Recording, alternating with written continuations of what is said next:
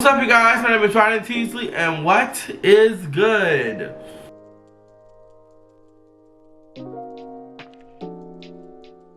What's up, you guys? What's up, everybody? I know, girl, Miss Mamas. I've been gone for a minute, Miss Mamas. I've been like gone, girl, but so much has happened in the past year. You know, with the pandemic, Miss Thing. You know, 2020 was like the roughest year for everybody. And you know, I'm here to tell you guys, to give you guys an update of my life. Y'all know I tell y'all all the tea when it comes to me. I hold no tea back when it comes to me.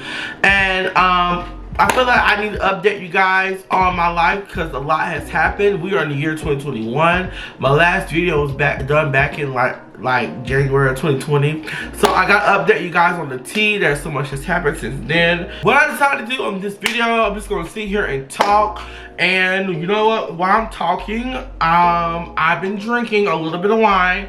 I'm gonna continue to drink some wine. So what I decided to do is we're gonna sip and talk. That's what I'm calling this video, a sip and talk. I got my favorite bottle of wine here, Red Moscato, Miss Mama's. This bottle of wine is tea. She is the tea boots. If you wanna fill yourself with this wine, I mean, she does get you a little tipsy. She gets you there because why? She's a red wine and she's a Red Moscato wine. And this is my girl. I love her so much. So we're gonna bottle this bottle up, and I'm gonna tell you guys about my life up until this point. So let's get into it, Miss Mamas. Not too much. First, I'm gonna go ahead and do a toast. Let's do a toast to 2021, Miss Mamas. If you got your wine glasses, whatever you got Sprite, you got water, girl, pour it up. We're gonna do a toast because this year's gonna be the best year of our lives, Miss Mamas. We're not gonna be stressed. We're gonna be stressed because, you know, life comes with, you know, life and its various changes. But anyway, we're gonna get through them, girl. We're gonna get through them. So we're gonna go ahead and give a toast to 2021. Let's do it. Yes, girl. You know, we had that pandemic, girl. You know, COVID-19 was killing people. I was scared. So, you know, a lot had happened. So, I'm gonna pick up from where I left off in that last video. So, basically, I'm gonna go ahead and start. This video is gonna be kind of about relationships. It's gonna be kind of about my, you know, different things. I'm just gonna give you guys an update from where we last left off. So I'm gonna go ahead and start by saying, me and my girlfriend are no longer together. I am officially single. I've been single for almost going on 5 months because he broke up with me in January. Now, a lot has happened since January. A lot has happened. So I just want to go ahead and just start off talking about my relationship. I'm gonna give y'all the tea on that. Now, I'm not gonna get too deep into that. I was gonna talk about the things that from my side, you know, what went wrong and things like that. Now, my boyfriend broke up with me back in January, beginning of 2021. For me, it was time basically for us to break up, because a lot of the things well, first we were together for 2 years. We was going on 3 years. It would have been 3 years, February 24th, but we didn't make it out. You know, at this state, our relationship expired. Basically, he stopped doing the relationship things. Now, me, I'm a Cancer. Now, with me being a Cancer, I'm a very loving person. You know, I try to keep whoever I'm partner with, I try to keep it fresh. I try to keep it up to date. You know, I try to keep the spark, I try to keep the buzz. You know, I try to keep it tea. But my partner, on the other half, he just stopped doing the relationship stuff. Spending quality time. You know, dating, us going on dates, us spending time with each other, all that type of stuff. He just literally stopped doing that in the last 2 months of our relationship. And for me, that causes a big problem because when you do that to me, I'm gonna go venture off and so, you know, looking for love in other areas. And that's literally what I did. he went through my laptop one day and he see I was talking to other people. And the only reason why I was talking to other people is because he was not doing his end of the bargain. Me, I was always, I'm not trying to say I was a child of God when it comes to our relationship, because I really wasn't. I know there was areas that I could improve on our relationship, but for the most part, 99% of the time, anybody that was in that you know was around us in our relationship would tell you that I done everything I could to save our relationship, but it was on his part where he didn't want to do what he wanted to do. Now, when it comes to that, I'm gonna put up a fight. I'm gonna fight. But I'm not gonna continue to sit here and allow my needs not be met while your needs continue. Now, my ex-boyfriend, I'm not gonna say that he's selfish. Sometimes he is, but you know, no shade. But he can become very, very selfish when it comes to, you know, other people's needs. Now, when it came to my needs in relationship, he didn't meet them, but as we got towards the end of our relationship, he just stopped doing a lot of stuff. He stopped spending time with me. I would literally have to beg him to spend time with me, and he will go out all day, you know, and you know, I'll be off at home or, you know, something like that, and you know, he didn't want to do it. And for me, that causes a problem. Like, only I could say, you guys, if you're in a relationship with your partner, if you get to the point to where, you know, you feel like you feel like you're separating yourself, you feel that drifting away, please, like, if you feel in your heart that you really want to be with that person, try to do your best on your end to try to see how you can, you know, stop that drifting away from happening, because it does happen, and it will catch you. You will get caught off guard if if you're not paying attention to the signs. Now, there are a lot of signs that that you're drifting away. You stop doing what you're supposed to do in a relationship. You could tell when your partner is drifting away. And I'm just saying, please, if you love that person to life, you feel like that's your soulmate, you're gonna be with them forever, and you feel like y'all are drifting away some part in some area, please, y'all need to talk, communicate, and try to save your relationship. Now, if you feel like you drifted away and you feel like you don't want to be with that person anymore, like, please do your due deals and break up with that person. Don't be miserable in a relationship, because I feel like that's what we were doing. We were just miserable. We were just living with each other. We weren't, it wasn't no romance. It wasn't no, because that's what I'm all about romance. I like all the romance things. I'm all with it.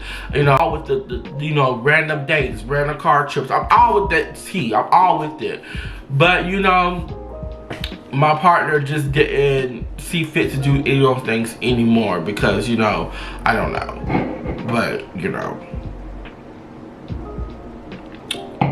yeah. But I feel like in our relationship, what went wrong is our communication on our parts when it came to the drifting away. We didn't try to reel it back in. We didn't try to, because in real relationship, it has to be a team effort. It can't just be the one person fighting for it. It has to be both of you fighting for the relationship, because relationships are hard. They're very, very hard. They're not easy. But you have to make sure that you're both doing what you're doing to try to save the relationship. And a lot of times, and for me, in my weak spot was I always put my partner first. Like, I always put him first. Even times when he didn't ever put me first, I always put him first, and everybody would tell me I was dumb, I was stupid, I was blasé. But on my end, I was doing what I knew to do as being in a relationship, what I've been, taught, or what I know to do was being in a relationship. I was doing my end of the bargain.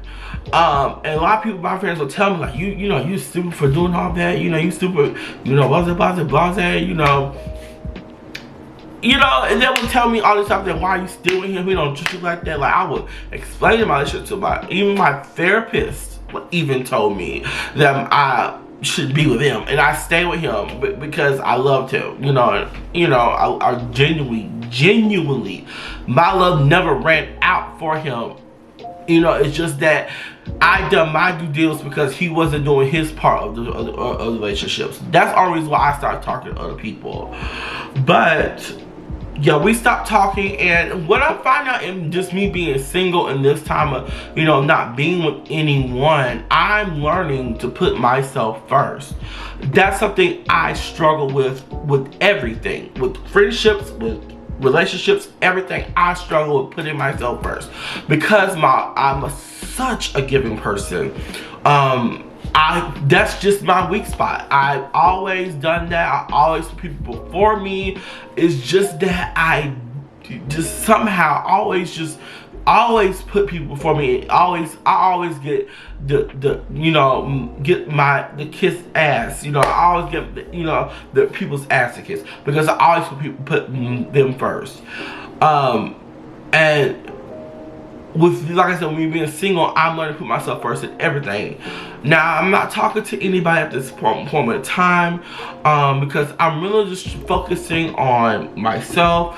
I don't know if you guys can tell, I have a new background. I have a new apartment. So I'm focusing on me right now. Will Mr. Prince Charming or whoever comes on down the line, yeah. Now, I'm not gonna say there are dudes that be in my inbox and all, you know, etc., etc. Miss Mamas, because be fair, they're always in. Just to be fair, they're always in my inbox. Even when I was in my relationship, news are always in my inbox, and I just pay them dust. You know, I'm not saying you know, even now, I know where to put boundaries. You know, with talking and stuff like that. So. Yeah, I mean, that's just the tea with our relationship. I just wish that we would have caught the signs earlier. I wish that, you know, he would have done his, you know, due deals as far as trying to save it. Because I felt like, you know, I thought that was my husband, you know, true tea. I thought that he was it because, you know, you get older. I'm 28 today. You know, I'm ready to settle down. I'm not with that jumping, hopping bed to bed, or, you know, talking to different people. You know, I'm at the point where I'm about to be 30. I'm about to get into my career. I'm not trying to do all that. You know, all the extra ass stuff, excuse me, that gays do once they, you know, come single. You know, they just go crazy. They start talking to other dudes. They start sleeping with other dudes. I'm not trying to do that. Right now, I'm focusing on me. I'm focused on putting myself first. I'm focused on fixing me at this point because I don't want to go into my next relationship making the same mistakes I did in this one. You know, this will be my third relationship. I don't want to go into my next relationship. I want this next relationship to be it. Like, I'm my husband, period. Kids, period. You know, I'm not trying to go into a relationship with all this extra baggage that took it to my last relationship. So I'm trying to make sure that I'm trying to keep the baggage where it needs to be. I'm trying to burn it, period. I'm not trying to take it. I'm not trying to do anything extra, Miss Mamas. I'll make sure the baggage is kept behind, you know. So that's what I'm just doing right now. I'm just focusing on myself and everything like that. So, you know, I'm single right now. I'm not, you know, whoever comes, but just for right now, I'm just focusing on myself. Now, back into probably November of 2020. Even before that, I'll say June of 2020. I have a best friend. He's a type 2 diabetic. Now, my best friend was telling me you need to exercise, you need to do this, do that, do this, do that, do that. You know, I was gaining weight. You know, I was so big. I was bigger than I am now. I've lost, since the beginning of the year, I've lost over 50 pounds. You know, I really came down from what I was last year coming to this year. I really lost a lot of weight. So my restaurant was telling me, like, Rodney, you need to go see the doctor. You know, you're breathing hard. And you guys, I would have so much back pain, lower back pain. I couldn't walk no more than a distance. I remember I couldn't even stand up. I would literally have to go find a chair so I would sit down. I remember me and my friends went to a church event in December. And, you know, you had to stand outside the line to get a seat. I tried to stand outside. I couldn't do it. My back started to give out. I couldn't stand up no more than 5 minutes. I had to go sit down because my back literally, guys, gave out. I could not do it. That's what I noticed, something was really on my body. Now my health, I really don't take it serious. I didn't take it serious up until this point. So I haven't really been to the hospital, to the doctor, or seen a doctor since I was 18 years old. Here I am 28. That's over 10 years of me seeing a doctor. Or even going to a doctor's office. So when I had that experience back with that, I really began to question my health. So, coming to January, coming to the new year, I was noticing the week before everything happened, I was noticing I was peeing a lot. Now, it just didn't start there. I was always tired. I was always fatigued. I was always, I gained sleep apnea. I had to be on a machine, which I'm still on a CPAP machine to this day. Because I would fall asleep in the afternoon. It's 12 o'clock. I just woke up at 10. Here at 12 is I'm sitting on the couch. I'm knocked out sleeping all day long. At work, I'm sleeping on the clock. I gained sleep apnea. That was one of the symptoms. And then I noticed one weekend I was peeing a lot. I was drinking whatever I could drink. I was so thirsty. Everything I would drink literally I would pee it out 2 seconds later. My mouth was so entirely dry.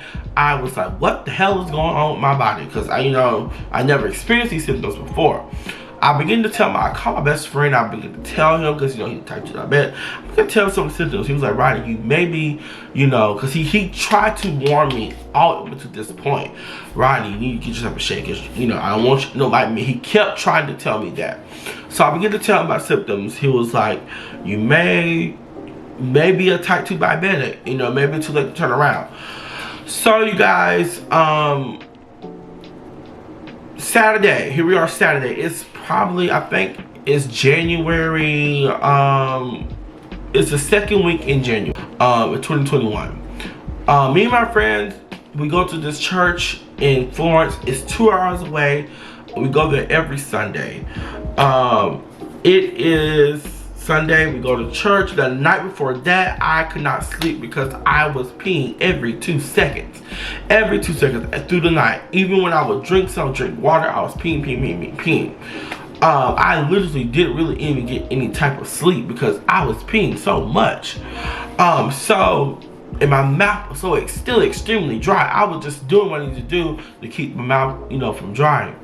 So Sunday comes, get up, get dressed, go to church. My mouth is still dry this whole entire day. We go to this second church. My body literally almost I feel it begin to really shut down on me. I was so tired, literally so tired.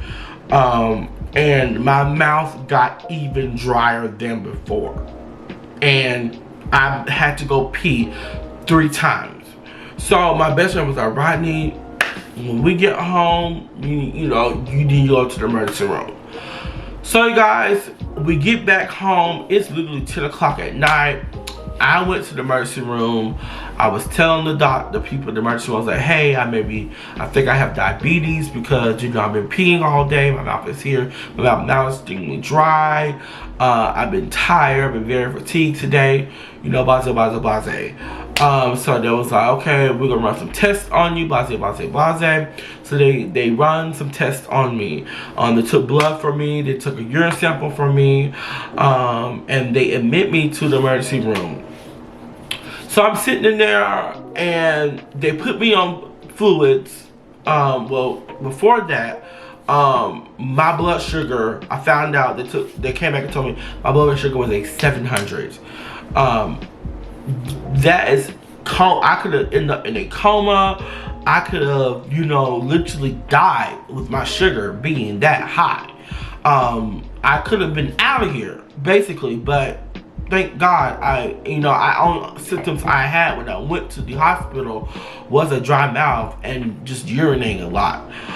So they immediately put me in the emergency room, put me on fluids, because the doctor said, now we gotta put you on insulin, blase, because you are now a type 2. I thought Oh, it's a type 1. I am a full type 2 diabetic, the doctor told me.